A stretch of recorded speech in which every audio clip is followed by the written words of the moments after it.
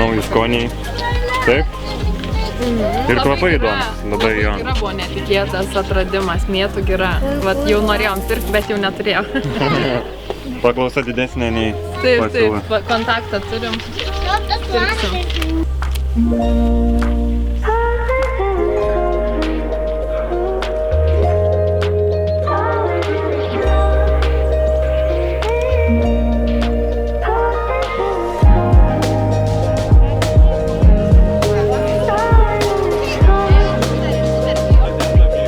Grybai skanus, man patiko. Porą žodžių.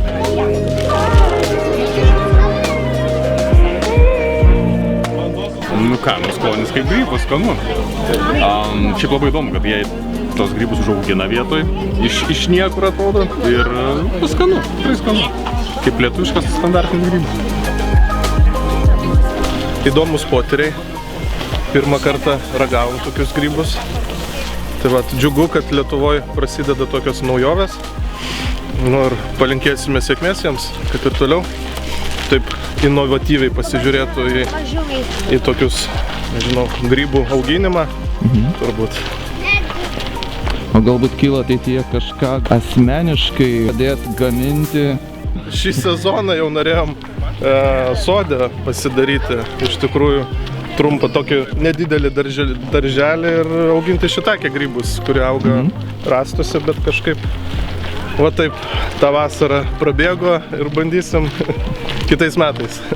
Supratau, o kaip šiaip vertinate degustacinius žygius? Reikalingi jie, nereikalingi? Dar sunku pasakyti, iš tikrųjų. Nu tai čia kelintas antras punktas, ar ne? Tai turbūt reikia praeiti visą maršrutą, pasižiūrėti, įvertinti ir manau tikrai, tu prasme, įdomus dalykas.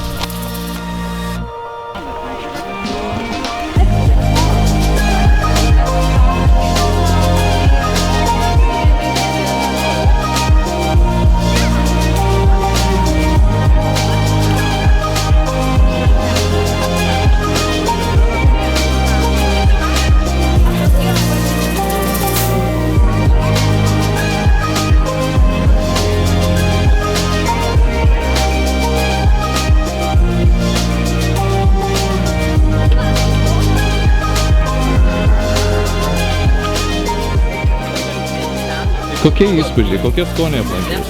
Nu įvairūs, dviprasmiški kai kurie, sakyčiau, su svirpliais, ypač tai nežinau. Nelabai čia mano ateities maistas, o šiaip tai smagu gamtoje, aišku. Kuris stotelių labiausiai patiko? Kol kas aplankyti? Nu, man ten, kur buvo tie želmenys. Kaip jums šis degustacinis žygis? Taip labai patiko pirmą kartą, svirplių ragaujam.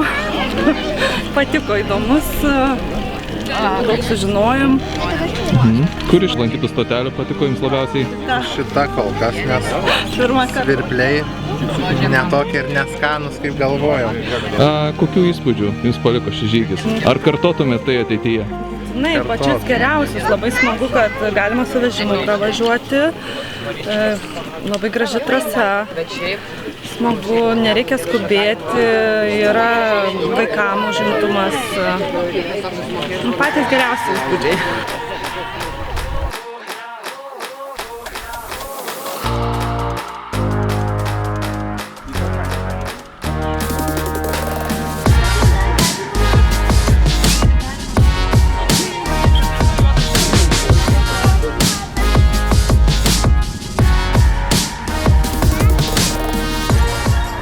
Labai skanu, labai įdomu ir daugiau tokių žygių.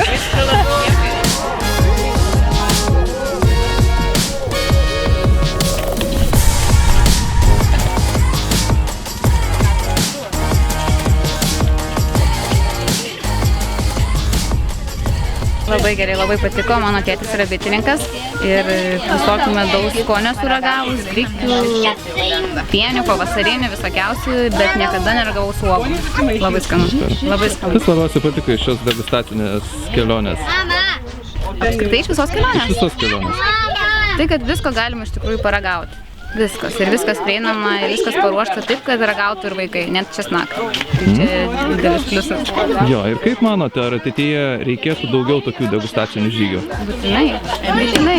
Iš tikrųjų, paskaičius internete arba kažkur tai kažkaip nedrąsu tokius daiktus pirkti, nes jie vadinasi įdomiai, keistai, neįprastai. O paragavus, tas aišku, tikrai skanu.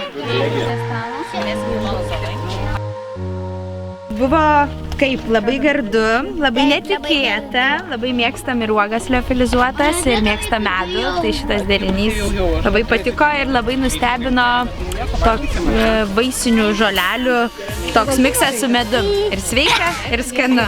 Ogi tau? Nieko. Nieko? Kuris tau skonis tau labiausiai patiko? Labiausiai patiko spanguolės. Spanguolės su medumi. Žygis labai patiko, labai puikus oras, labai puikiai suorganizuota, labai aišku, bet mes vis tiek sugebėjom pasiklysti.